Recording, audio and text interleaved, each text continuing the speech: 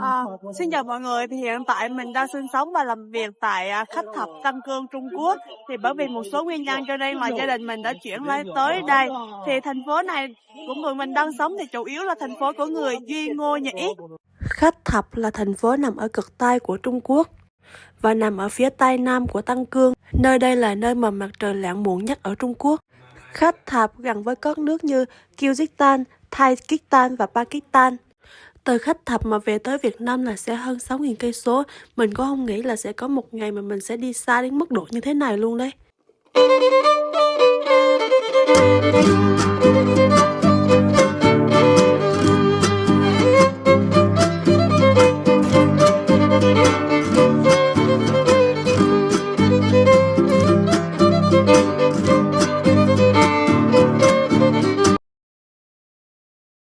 Phía sau mình đây mà cái mọi người đang thấy đây sẽ là kiến trúc của người Tân Cương, người Duy Ngô Nhĩ.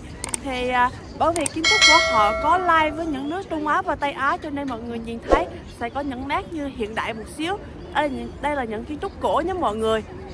Đấy, như mọi người thấy. Thì hôm nay chỗ mình đến đây sẽ là cái nhà thờ nơi mà người người Hồi giáo người ta thường làm lễ và tới đây cầu nguyện.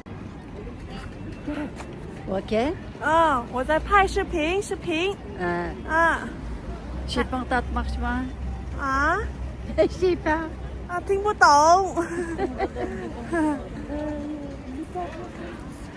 Có một bà nội tới thấy mình quay video cái là tò mò tới xem thử mình đang làm gì. Nhưng mà bà nói thì mình không hiểu bởi vì tiếng của bà là tiếng của người Duy Ngô Nhĩ cho nên là mình hoàn toàn không hiểu gì cả.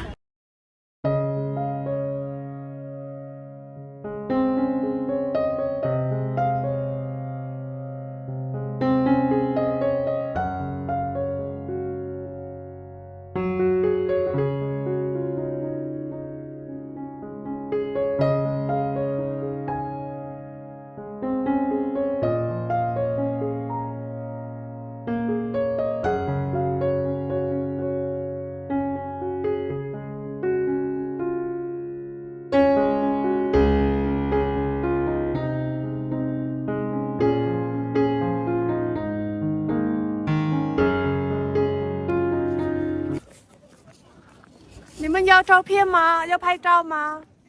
能不能帮我们拍一张？可以。谢谢。欢迎光临。好，欢迎光临，欢迎光临。从哪里来的？我们从国外来的。国外？不会吧？是的，我是外国人。Are you from?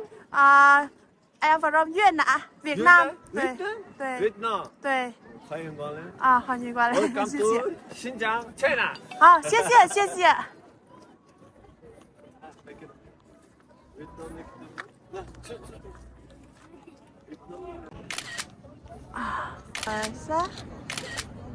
准备1、2、3，再来一个。1、2、3、4，好了，来，我们一起吃饭，我请你们。好的。我们请你们吃饭。吃饭？现在？走。现在吗？现在几点了还吃饭？快。这是第27。你们是 Time is dinner。我知道。你们是一家人哦。现在吃饭的时间吗？我们新疆吗？吃饭时间。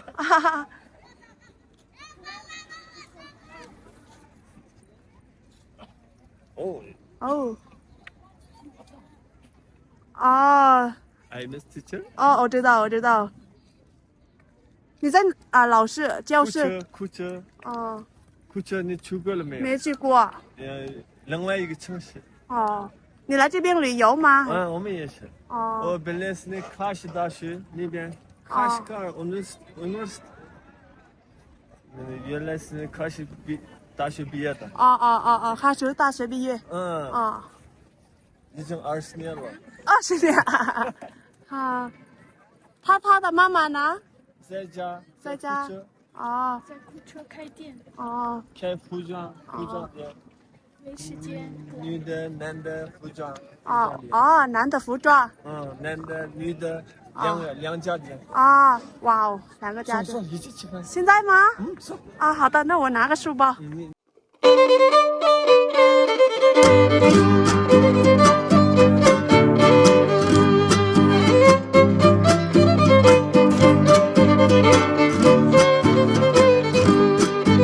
Sau khi mà ở phía trước mình chọn món ăn xong rồi thì mình sẽ đi vào bên trong để ngồi để người ta đem món ăn vào. Thì đây là một quán ăn do người Duy Ngô Nhĩ mở. Thì trong quán người ta chỉ bán những cái món mà liên quan tới thịt dê thôi. 好了，你们坐吧。坐。 4 người nhưng mà chỉ gọi 3 cái thịt dê nhồi bao tử dê thôi. Bởi vì cái nào cái nấy nó to đùng sợ ăn không hết cho nên là gọi 3 cái thôi chia nhau ra ăn. 2 đứa nhỏ kia nó ăn cũng ít lắm, mình cũng ăn không quen cho nên mình cũng ăn ít. Menu. 给他们说一下云南话。你好怎么说？你好说xin chào。xin chào。对，xin chào。xin chào。你再说一遍。xin chào。来说。对，再说一遍。对。Lúc đầu mình cứ sợ là mình sẽ ăn không hợp miệng cái món này, nhưng mà sau khi ăn thì mình cảm thấy là món này khá là ổn, không có mùi của thịt dê và ăn cũng khá là ngon, nó cũng không quá cay cũng không quá là dầu mỡ, nói chung là vừa miệng. Nếu mà mọi người đến thì mọi người nhớ thử nha. Xin chào. Xin chào. Xin chào. Xin chào. Xin chào. Hello. Trời ơi, mình gặp cái anh đó, mình không biết gọi là anh mình hay là chú đó nữa, thì nhiệt tình quá. Chú cứ bảo là đi chơi cùng, đi dạo cùng rồi nói chuyện, nhưng mà mình bị ngại đó, cái xong mình đã từ chối. Mình muốn đi riêng cho nó có thời gian linh động để quay video mọi người, cho nên là mình hẹn chú đó một ngày gần nhất rồi. Chú đó thì ở khá là xa đây. Chú dẫn 2 đứa nhỏ tới để đi du lịch, đi tới thăm khách thập. Bởi vì ngày xưa thì chú ở khách thập học đại học, ở đại học khách thập, học ở đây 4 năm. Xong đó thì chú tốt nghiệp, chú về thì chú đi dạy giáo viên, làm giáo viên thể dục. Cho nên là bây giờ là chú dẫn mấy đứa nhỏ tới đây chơi, tham quan để nhớ lại cái thời thanh xuân của chú. Sau khi ăn xong thì mình đã tạm biệt chú. Bây giờ thì mình sẽ đi tới quay lại cái nhà thờ của người Duy Ngô Nhĩ, xem thử bên trong sẽ như thế nào. Thì đây là kế hoạch ngoài dự tính. Mình không ngờ là chú sẽ mời mình ăn cơm, cho nên là mình có hơi bất ngờ đó mọi người. Hiện tại là 3 giờ rưỡi, cho nên là đây là thời gian người ta bảo là từ 2 giờ cho đến 4 giờ sẽ là thời gian mà mọi người đang làm lễ, cho nên là người ta sẽ cấm không cho vào tham quan. Cho nên bây giờ mình sẽ đợi cho tới là 4 giờ thì mình sẽ quay lại. Bây giờ thì mình sẽ đi loanh quanh xem thử ở đây có cái gì hay ho không. Thì tới lúc buổi trưa thì thấy ở đây còn nắng đẹp, mà sau mấy cái 3 giờ 3 rưỡi mà mặt trời đã nắng nó âm u, nó không được đẹp cho lắm. Trong lúc chờ đợi thì mình sẽ đi tham quan cái quảng trường này. Cái quảng trường này bên cạnh này nó sẽ có những cái cửa hàng bán đồ lưu niệm, bán đồ những cái hoa văn họa tiết rất nổi bật. Mình đi xem thử.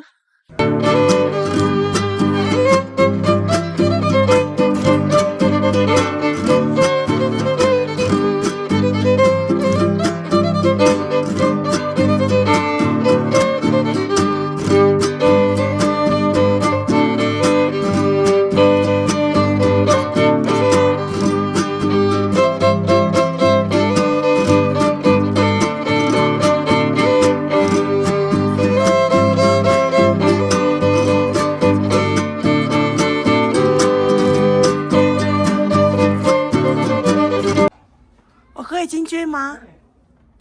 我可以拍視頻嗎？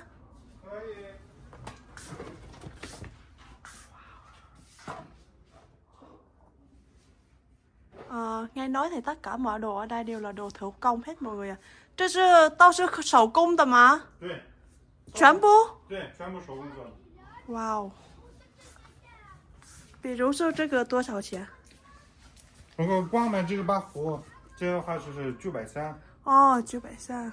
如果这样的正一套买的话，2600元。哦。Chú nói thì cái này là 930 tệ, còn nguyên một bộ này là hơn 2.000 tệ. Wow, 好看呀！谢谢，这个纯紫铜的。哦。哇哦！手工搭起来的。哦。搭完之后，那个上面的花纹，这是花纹，也是手工刻出来的。哦。雕刻的，这个也是。但是这是花纹。哦。哇哦！有人买吗？当然买呀。我是外国人，我不太清楚这个是。你是外国人呀？啊，对。你中文说的咋那么好呀？我来这边学过。你是哪里的？我是越南。越南啊，对。就是我们国家很近的。对。哦，好看呀。哇哦。我以为你是内地那边。啊，不是。我第一次来这边。你中文说的真好。这个做多长时间能做出来？如果是光做这个壶，光是一个花纹，2天。2天。对，花纹是2天。如果是这个挑起来的话，1天总共是3天半左右能完成一把壶。然后这是正一套存下来的话，就是大概是9到10天左右吧。哇哦！如果是工艺好一点的、灵活一点的师傅要的话，他可能1周能完成。有可能不到1周，但是就是一般的话就是他10到10天左右。但是也这都是师傅做的，这就是1周完成的。哇哦！好看，特别好看。可以用来泡茶，也可以烧水。太好看了。哇哦！这个是什么塔？什么？这个叫什么？这个叫啥？这个这个是我们维吾尔族的乐器，叫杜塔儿。杜塔。对。杜塔。杜塔儿。杜塔。对。杜塔。哇哦！我们有12种乐器。这是就是乐器之一。乐器之一。太好看了！到这个都是手工的吗？100%纯手工。100%都是手工。对。Wow. Chú nói là 100% đều là hàng thủ công hết. Hả là.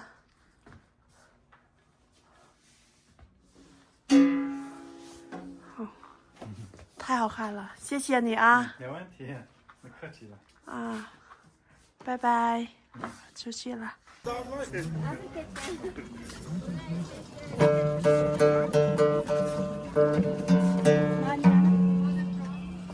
Mình đang đứng một chỗ, đó là chỗ làm nôi cho em bé của người Duy Ngô Nhĩ. Thì mình thấy cái nôi của em bé ở đây nó rất là đặc biệt nha mọi người. Nó không giống như cái nôi của người Việt tụi mình, mà nó cũng không giống cái nôi của người Hán. Mình thấy nó rất là khá là đặc biệt. Nhưng mà lúc trước mà mình từng đi tới cái chỗ mà những cái nơi khu trưng bày đó, thì mình thấy cái nôi 2 tầng rồi. Nhưng mà ở đây thì mình chỉ thấy cái nôi 1 tầng thôi. Đây là cái nôi đúng không mọi người? Thì em bé sẽ nằm bên trong. Đây là 2 cái nhé. Đây là 2 cái. Một cái màu đậm, một cái màu nhạt hơn. Thì em bé sẽ nằm bên trong cái nhỏ xíu đấy. Cái xong cái lỗ này chính là cái nơi mà để cái ống dẫn lên để người ta cho em bé nó đi đại tiện, tiểu tiện gì đấy. Thì mọi người thấy cái nôi này nó khá là nhỏ đúng không mọi người? Thì lúc trước mình có đi tới cái chỗ mà Hương Phi thì người ta có thuyết minh qua cái nôi dẫn nôi này. Nhưng mà lúc đó thì mình thấy thì cái nôi nó có 2 tầng, còn ở đây thì cái nôi chỉ có 1 tầng thôi. Đây là cửa hàng bán nôi. Nôi cũng có đủ màu sắc nữa nè mọi người. Đấy. Rất là đặc biệt đúng không mọi người? Chắc chắn là nếu như mọi người ở Việt Nam mình thì sẽ không bao giờ nhìn thấy cái loại nôi này. Bây giờ thì Bây giờ thì mình đã đứng trước cổng nhà thờ rồi mọi người ạ. Thì bây giờ mình sẽ bắt đầu xem cái công trình kiến trúc này sẽ như thế nào nha. Đây là nhà thờ Hồi giáo lớn nhất ở Trung Quốc và cũng là một trong 4 nhà thờ Hồi giáo lớn nhất ở châu Á. Nó được xây dựng vào năm 1442, tức là thời nhà Minh. Ở Việt Nam mình chính là triều đại nhà Lê. Đây là nơi mà các tín đồ Hồi giáo tổ chức các hoạt động tôn giáo, cũng là nơi mà họ đến để làm lễ cầu nguyện. Mọi người thấy là hai cái thớp hai bên nhọn nhọn đấy thì nó sẽ không đối xứng nhau, một bên câu và một bên thấp. Điều này nó làm nên vẻ đặc sắc của công trình kiến trúc này. Cánh cổng chính câu 4,7 m được xây dựng bằng gạch vàng và có các đường chỉ trắng xen kẽ với nhau. Phần đỉnh của tháp có trang lưỡi liềm, một biểu tượng truyền thống của người Hồi giáo, đại diện cho sức mạnh tái sinh và chiến thắng bóng tối. Muốn vào được bên trong bên này thì sẽ mua vé nha mọi người. Một cái vé như thế này sẽ là 30 tệ. Hiện tại thì mình đã vào bên trong rồi. Đây, ở bên trong thì người ta trồng rất là nhiều cây bạch dương. Mọi người thấy không ạ? Người ta trồng rất là nhiều cây bạch dương. Thì ví dụ như mà vào mùa hè đấy, hoặc là mùa xuân, chuẩn bị sắp kết thúc mùa đông rồi thì khoảng tháng 2, tháng 3, tháng 4, tháng 3 thì cây như này sẽ đâm chồi nảy lộc và khu này rất là mát luôn đó mọi người. Nhìn rất là thanh bình, tươi mát. Đây, người ta trồng rất là nhiều cây bạch dương bên ngoài. Đấy. Bây giờ chúng ta sẽ đi vào cổng bên trong xem kiến trúc của nhà thờ. Đây là cái cổng nhìn từ bên trong. Tổng diện tích của nhà thờ này là lên tới 16.800 m². Theo mình nghĩ là mỗi mùa sẽ có mỗi vẻ đẹp khác nhau. Mùa đông có vẻ đẹp của mùa đông và mùa hè sẽ có vẻ đẹp riêng của mùa hè. Đây mọi người trái một cái, phải một cái. Thì đây là hai cái lầu mà tới giờ thì sẽ có người đứng lên đây kêu gọi mọi người tới đây làm lễ. Đây mọi người sẽ tiến sát lại. Bây giờ mình sẽ cầm camera tiến sát lại gần cho mọi người xem. Đấy. 都没有固定的，古尔邦也不固定，没有固定时间，每年往前15天往前走。那今年呢？今年比如什么时候？说今年是4月1号到了古尔邦这时候呢，明年是3月15号，后年就是3月1号，对，每年15天往前走。古尔邦是吧？古尔邦节就是军节养大节的。哦，没有固定时间。你开直播了吗？没有开。我这里不允许开直播。我可以拍视频吗？Ở đây mùa đông sẽ là rất là vắng khách. Hiện tại thì nhà thờ này vẫn còn là nơi thờ phụng. Một ngày thì người ta sẽ tế lễ cúng bái 5 lần. Không chỉ là nơi để cúng bái mà người ta còn là nơi là một địa điểm lý tưởng để tổ chức các lễ hội. Vào mùa xuân hoặc là mùa hè, khi mà cây bạch dương đâm chồi nảy lộc thì những cái tán cây bạch dương nó đổ xuống làm cho cái nhà thờ này rất là mát mẻ. Trước mắt mọi người đang thấy là những cái tấm vải màu đỏ lót dưới đất đấy là nơi những cái tín đồ người Hồi giáo họ quỳ xuống để cầu nguyện. Nhà thờ sẽ được chia ra làm hai khu vực, nội điện và ngoại điện. Trong đó, các bức tường và cửa sổ xung quanh đều được trang trí tinh xảo. Trên trần thì được trang trí bằng những họa tiết sắc nét và tinh xảo. Dù là ngoại điện hay nội điện thì khi bước vào đây, tất cả mọi người đều phải tháo giày ra. Đây là một quy định để thể hiện sự tôn trọng và trong không gian thiêng liêng này, mọi người đều bình đẳng. Sàn nội điện được trải bằng những tấm thảm lan màu sắc rực rỡ và hoa mỹ. Nội điện của giảng đường với những cột xanh lá được làm từ thân cây bạch dương nguyên khối, tổng cộng có 140 cây cột cả trong lẫn ngoài. Người Hồi giáo không có hình tượng thờ, vì thế, ngoài công trình kiến trúc có tuổi đời hơn 500 năm này, bạn sẽ không thấy bất kỳ bức tượng nào. Qua cửa sổ, chúng ta có thể nhìn thấy độ dày của bức tường lên tới 1,2 mét. Tường được xây bằng đất đáp, giữ nhiệt rất tốt, mùa đông ấm áp, mùa hè mát mẻ và sau hơn 500 năm, công trình vẫn còn rất vững chắc. Chính giữa là một kệ lớn, nơi đặt một chiếc ghế dẫn dấu. Mỗi khi làm lễ, imam sẽ ngồi trong cái kệ này và đọc kinh. Nếu trong các dịp lễ hội thì imam cũng sẽ ngồi ở đây và giảng dạy. Bên cạnh kệ có một giá sách, trong đó có một cuốn kinh Uran. Chiếc thảm này thêu 56 bông hoa lựu, tượng trưng cho 56 dân tộc của Trung Quốc, như 56 anh em keo sơn gắn bó bền chặt, khít khao bên nhau.